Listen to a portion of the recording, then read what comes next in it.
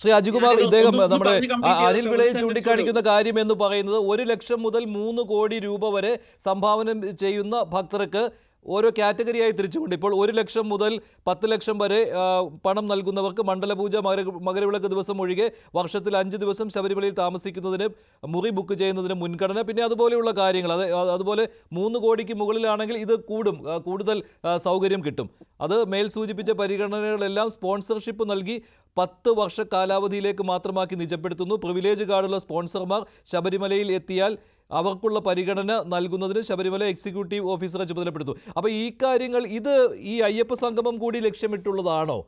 ഇതാണല്ലോ ഇപ്പോൾ ഒരു പരാതിയായിട്ട് വന്നിരിക്കുന്നത്. ഇപ്പോൾ അനിൽ വിളയിൽ പറഞ്ഞതും ഈ കാര്യമാണ്. അതാണ് ഇൻവെസ്റ്റേഴ്സ് മീറ്റായി മാറ്റുന്നു എന്ന് പറയുന്നതിന് കാരണം. അങ്ങനെയാണോ? അതെന്താണ് അതിനുള്ള ക്ലാരിഫിക്കേഷൻ?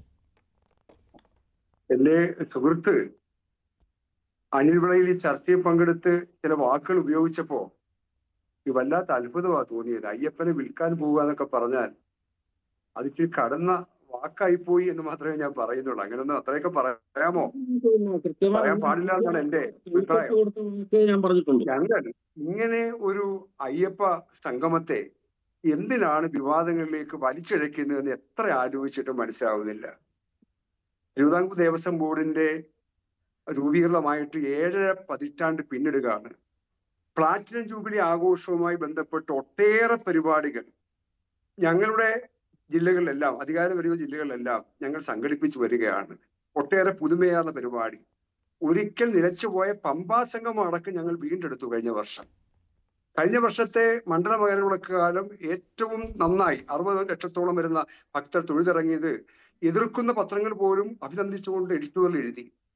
അപ്പോ ഒട്ടേറെ കാര്യങ്ങൾ ചെയ്തു. അതിന്റെ ഒരു ഭാഗമായിട്ടാണ് 1250 ക്ഷേത്രങ്ങളുള്ള തിരുവിതാംകൂർ ദേവസ്വം ബോർഡിന്റെ ഏറ്റവും മഹത്തായ ക്ഷേത്രങ്ങൾ, ഏറ്റവും ശ്രദ്ധേയമായ ലോക പ്രശസ്തമായ ക്ഷേത്രമാണ് ശബരിമല.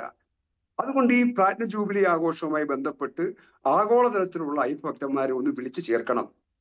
അവർക്ക് പറയാനുള്ളതൊന്ന് കേൾക്കണം. ഞങ്ങൾക്ക് പറയാനുള്ള അവരോട് പറയണം.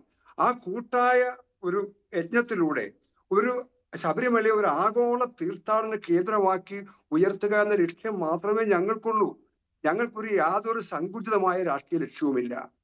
തിരുവിതാംകൂർ ദേവസ്വം ബോർഡ് ഈ വിഷയം അജണ്ട വെച്ച് ചർച്ച ചെയ്തിട്ട് ഞങ്ങളെ കൊണ്ട് മാത്രം ചെയ്യാൻ കഴിയുന്ന ഒരു കാര്യമല്ല ഇത്. സ്വാഭാവികമായും നമുക്കറിയാം, നേരത്തെ സൂചിപ്പിച്ച പോലെ മണ്ഡല മകരവിളക്കാലം വിജയിച്ചത് ഗവൺമെന്റിന്റെ നേരിട്ടുള്ള സഹായം, 26 ഡിപ്പാർട്ട്മെന്റുകളുടെ അക്ഷീണമായിട്ടുള്ള പരിശ്രമം, കൂട്ടായ ഈ പ്രവർത്തനം, അതുകൊണ്ടാണ് ഉണ്ടായത്. പോലീസ് അടക്കം, വിവിധ ഹെൽത്തും പോലീസും ഫയർഫോഴ്സും അടക്കം, അതിന്റെ വിശദാംശങ്ങളിലേക്ക് ഞാൻ പോകുന്നില്ല. അവരുടെ സഹായം ഞങ്ങൾ രേഖാമൂലം അഭ്യർത്ഥിച്ചു. അതിനുശേഷമാണ് ഗവൺമെന്റ് ആ അജണ്ട വെച്ച് ചർച്ച ചെയ്തിട്ട് ഈ രൂപത്തിലേക്ക് സഹായിക്കാൻ വേണ്ടി തീരുമാനിച്ചത്. പക്ഷേ ശ്രീ അജികുമാർ, ഇത്രയും പണം മുടക്കി എന്തായാലും ഒരു പണച്ചെലവുണ്ടല്ലോ. ഇത്രയും പ്രതിനിധികളെ കൊണ്ടുവരുന്നു, ഇതിനെല്ലാം ഒരു പണച്ചെലവുണ്ട്. അതിൽ 3000 പ്രതിനിധികളിൽ 500ഓളം പ്രതിനിധികൾ വിദേശത്ത് നിന്നായിരിക്കും. നേരത്തെ ശബരിമലയിൽ വെർച്വൽ ക്യൂ വഴി ബുക്ക് ചെയ്യുവാൻ പാസ്പോർട്ട് കാണിച്ച ആളുകൾ, പാസ്പോർട്ട് രേഖയായി കാണിച്ചവരുടെ വിവരങ്ങൾ ശേഖരിച്ച് അവർക്ക് ക്ഷണക്കത്തയച്ച് അവരെ കൊണ്ടുവരുന്നു എന്നുള്ളതാണല്ലോ. ഏതാണ്ട് 15,000-ഓളം ആളുകൾ അങ്ങനെ ശബരിമല ദർശനം നടത്തിയിട്ടുണ്ട് കഴിഞ്ഞ വർഷങ്ങളിൽ. അതിൽ നിന്ന് ഏതാണ്ട് 500 പേരെ തെരഞ്ഞെടുത്ത് അവരെ കൊണ്ടുവരുന്നുണ്ട് വിദേശത്ത് നിന്ന്. അതുകൂടാതെ രാജ്യത്തിന്റെ മറ്റു ഭാഗങ്ങളിൽ നിന്നും കേരളത്തിൽ നിന്നുമുള്ള പ്രതിനിധികളെ ക്ഷണിച്ചു വരുത്തുകയാണ്. കേന്ദ്രമന്ത്രിമാരും ഈ കൂട്ടത്തിൽ ഉൾപ്പെടുത്തുന്നുണ്ട്. അപ്പോൾ ഇതാണല്ലോ അതിന്റെ ഒരു സ്ട്രക്ചർ എന്ന് പറയുന്നത്. അപ്പോൾ ഇത്രയും പണം മുടക്കി ഇങ്ങനെ ഒരു അയ്യപ്പ സംഗമം നടത്തിയിട്ട് അതിന്റെ ലക്ഷ്യം എന്താണ്? ഇപ്പോൾ ഇദ്ദേഹം പറയുന്നത്, ഇപ്പോൾ അനിൽ പറഞ്ഞത് ഇതൊരു ഇൻവെസ്റ്റേഴ്സ് മീറ്റ് ആണ്, പണപ്പിരിവ് ലക്ഷ്യം വെക്കുകയാണ്. മെയ് മാസത്തിൽ തന്നെ ഇങ്ങനെ ഒരു സന്ദേശം ലോക കേരള സഭാ പ്രതിനിധികൾക്ക് നൽകിയിരുന്നതാണ് എന്നൊക്കെയാണ്. അതോടൊപ്പമാണ് ഈ പറയുന്ന സർക്കുലർ പുറത്ത് വന്നത്. ദേവസ്വം ബോർഡിൻ്റെതായിട്ട് വന്നിട്ടുണ്ടല്ലോ, ഡയമണ്ട്, പ്ലാറ്റിനം, ഗോൾഡ്, നോർമൽ, അങ്ങനെയുള്ള പദ്ധതികൾ. ഞാൻ പറയാം. ഇന്ന് ദേവസ്വം ബോർഡിന്റെ പ്രസ്താവന വായിച്ചിട്ടുള്ളവർക്ക് അറിയാം, ഇതുമായി ബന്ധപ്പെട്ട് ദേവസ്വം ബോർഡ് നാളിതുവരെ ഒരു തീരുമാനവും എടുത്തിട്ടില്ല. തിരുപ്പതി മോഡലിൽ ഇങ്ങനെ കാർഡ് വിതരണം ചെയ്യണം എന്നുള്ള നിർദ്ദേശം വന്നിട്ടുണ്ട്. ആ ദേവസ്വം ബോർഡ് ചർച്ച ചെയ്തിട്ടില്ല. നിർദ്ദേശം മാത്രമാണത്. അത് ആഗോള അയ്യപ്പ സംഘവുമായി ബന്ധപ്പെട്ടല്ല, ശബരിമലയുടെ വികസനവുമായി ബന്ധപ്പെട്ട് വന്നൊരു പ്രപ്പോസൽ. ക്രിസ്റ്റൽ ക്ലിയർ ആയിട്ട് ദേവസ്വം ബോർഡിന്റെ പ്രസിഡന്റ് എല്ലാ പ്രൊസീജിയേഴ്സിലും ഇത് വന്നിട്ടുണ്ട്. അങ്ങനെ കൊടുത്തിരിക്കുന്നത് അല്ല, ഞങ്ങൾ തീരുമാനിച്ചിട്ടില്ല അങ്ങനെ ചെയ്യാൻ വേണ്ടിയിട്ട്. പിന്നെ ഈ ഇൻവെസ്റ്റേഴ്സ് മീറ്റ് എന്നുള്ള ഇവിടെ സാങ്കത്യം എന്താണെന്ന് എനിക്ക് മനസ്സിലായി.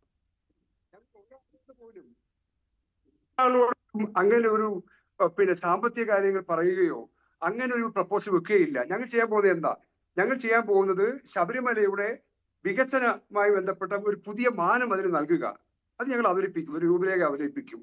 ഇപ്പൊ ശബരിമല എയർപോർട്ട്, അല്ല ശബരി അത് റെയിൽപാത ഓൾറെഡി ഒരു രൂപരേഖയുണ്ട്, ഒരു മാസ്റ്റർ പ്ലാൻ ഉണ്ട്. അംഗീകരിക്കപ്പെട്ടതാണല്ലോ. അത് ഞങ്ങൾ ഒരു മാസ്റ്റർ പ്ലാൻ അവതരിപ്പിക്കും. ഉണ്ടല്ലോ, കയ്യിലൊരു മാസ്റ്റർ പ്ലാൻ ഉണ്ടല്ലോ, അതും അംഗീകരിച്ച മാസ്റ്റർ പ്ലാൻ. അതെ, അതും മാസ്റ്റർ പ്ലാനുമായി കണക്ട് ചെയ്ത് ശബരിമലയുടെയും അനുബന്ധ പ്രദേശങ്ങളുടെയും സമഗ്രമായ വികസനത്തിന് എന്തെല്ലാം ചെയ്യണം എന്നുള്ള കാര്യങ്ങൾ ഞങ്ങൾ ഒരു സംവാദത്തിന് വെക്കുകയാണ്. അല്ല ഞാൻ പറയട്ടെ, അപ്പോൾ ഈ വരുന്ന 3000 പേര് അവരാരാണ്? ഈ വരുന്ന 3000 പേർ അവർ അയ്യപ്പ ഭക്തർ എന്ന രീതിയിലാണോ അവരെ തിരഞ്ഞെടുത്തിരിക്കുന്നത്?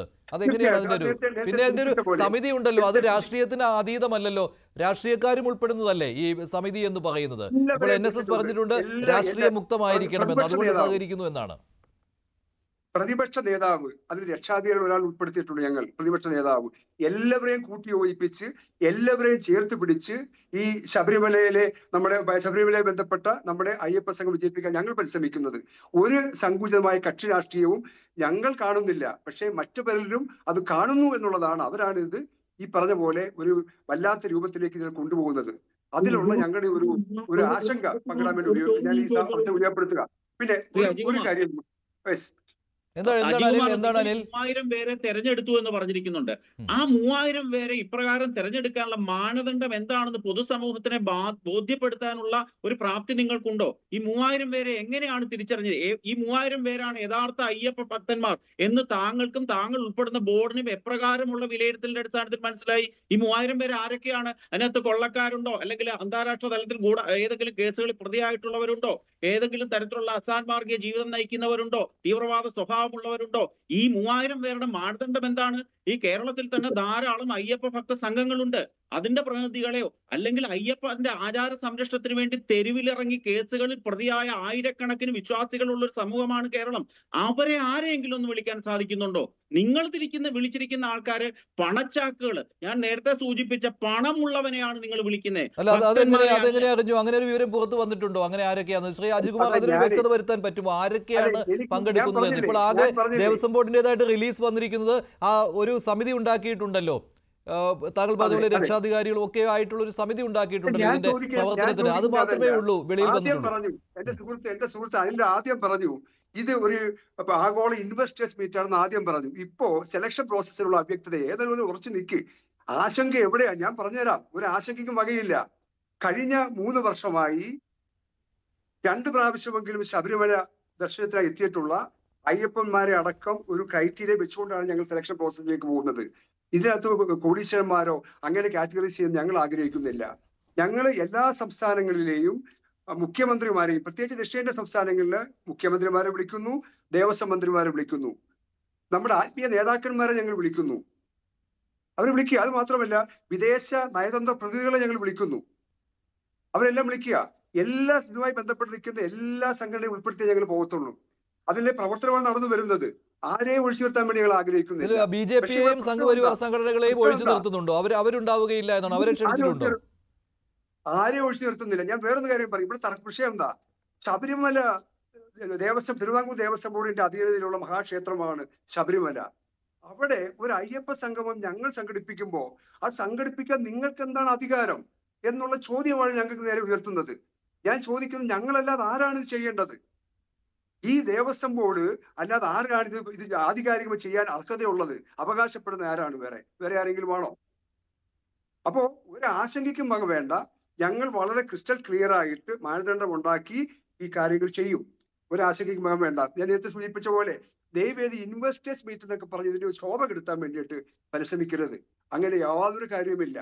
പിന്നെ വരുമാനം കൂട്ടൽ ലക്ഷ്യമാണോ അല്ലയോ? വരുമാനം കൂട്ടൽ, ശബരിമലയുടെ വരുമാനം കൂട്ടൽ ലക്ഷ്യമാണോ അല്ലയോ? ഞാൻ പറയാം.